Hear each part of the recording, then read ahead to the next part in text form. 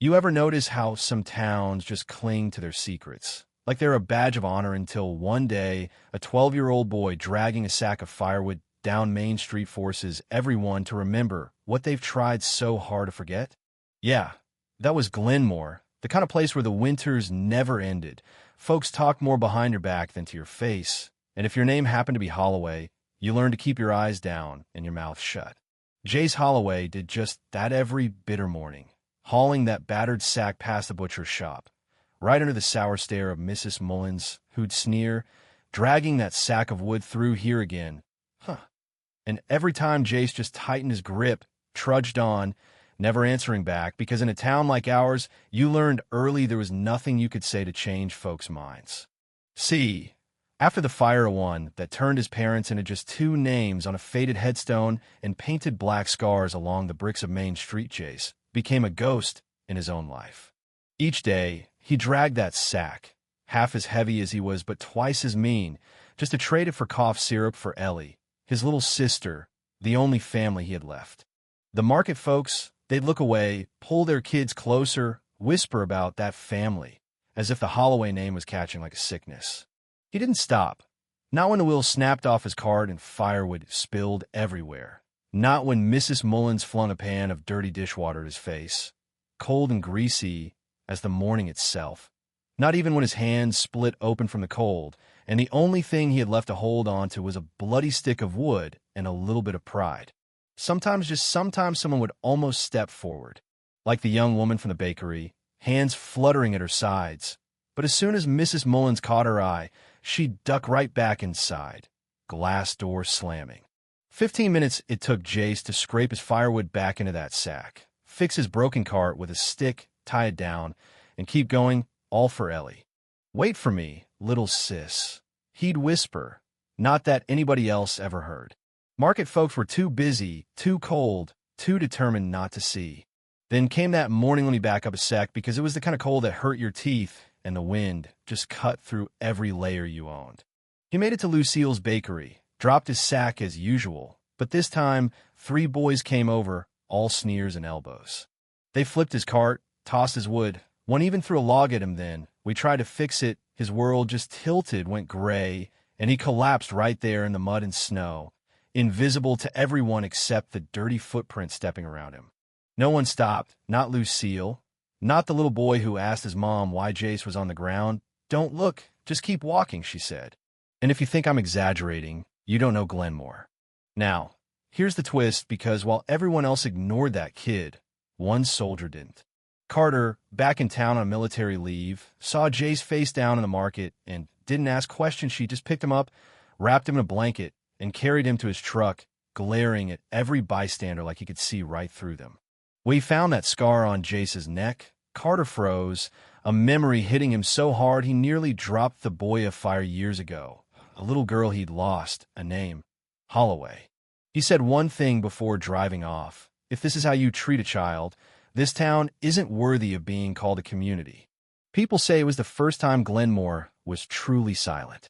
At the old field hospital, Carter nursed Jace back, saw the badge Jace carried tarnished, his father from the fire department, and listened as the boy, half awake, whispered for Ellie.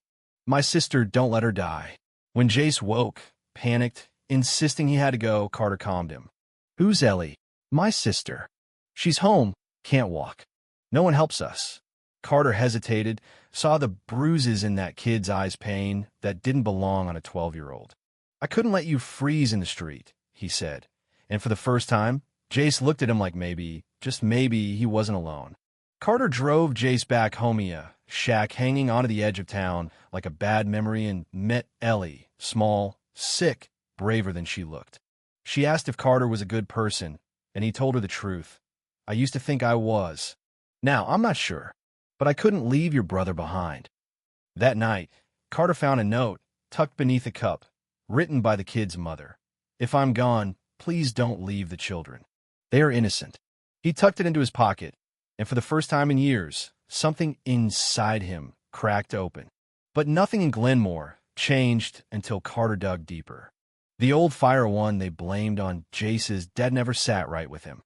Files lost, reports signed off too fast, Garrett the welder forced out of his job the morning after he tried to tell the truth.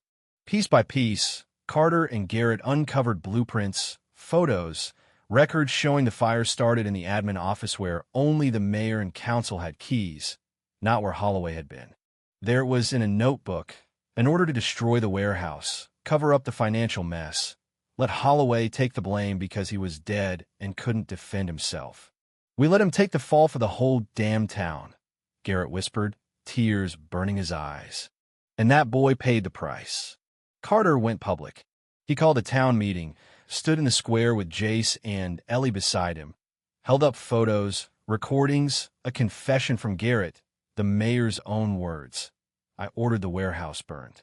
The crowd silent, then ashamed heard Ellie's voice ring out, small but steady. "My dad wasn't a bad man. My brother's not invisible. I'm not afraid anymore." And for the first time, the town stood up, applause breaking like spring thunder. Mrs. Mullins knelt, begging forgiveness. Lucille offered pastries. Sheriff Doyle, late but there, handed Jace the deed to land for a playground. The town's paper ran the headline, "Buried Truth." The mayor arrested. The truth finally aired out after years of rot. Jace and Ellie moved into a new home, the Holloway Memorial, built on the ground where they'd once gone hungry. Carter stayed, becoming the family they never had. Garrett donated everything he owned, quietly, before passing away with a note. Let every wrong be righted by a deed. The kids in town stopped dragging sacks now. They had books, food, stories, and hope. Jace, once the ghost of Glenmore, became the guide. Ellie, with her new walker, took steps no one thought she'd ever manage. And Carter, well, he gave up the past, burned the letter inviting him back to the military, and stayed where he was needed most. You know what I mean? Sometimes all it takes is one person who chooses to stop, who lifts you up instead of looking away. Glenmore changed, not because of a headline, but because the silence finally broke. If you've ever felt invisible, if you've ever carried a weight no one saw, maybe you'll understand why this story matters. Now, I have to ask, have you ever watched someone suffer and felt too small to help? Ever buried a truth you wished you had the courage to say out loud? Drop your story in the comments below. Let's talk about what's right, what's wrong, and what real justice looks like when a community chooses to see. Share this with someone who needs to remember you don't have to carry it alone. Sometimes, all it takes is for one person to stop.